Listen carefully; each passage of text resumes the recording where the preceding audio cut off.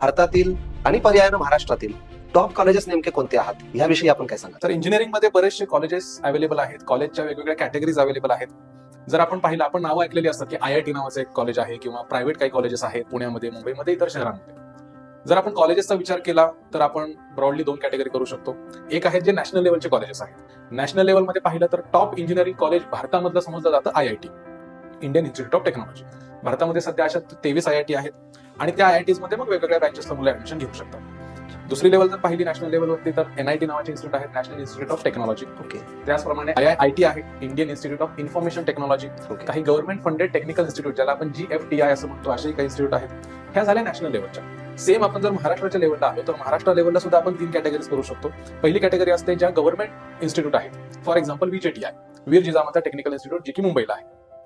दुसरी कॅटेगरी असते ज्या की ऑटोनॉमस इन्स्टिट्यूट आहेत. ऑटोनॉमस इन्स्टिट्यूट म्हणजे ज्याला मराठीमध्ये आपण स्वायत्त इन्स्टिट्यूट म्हणतो.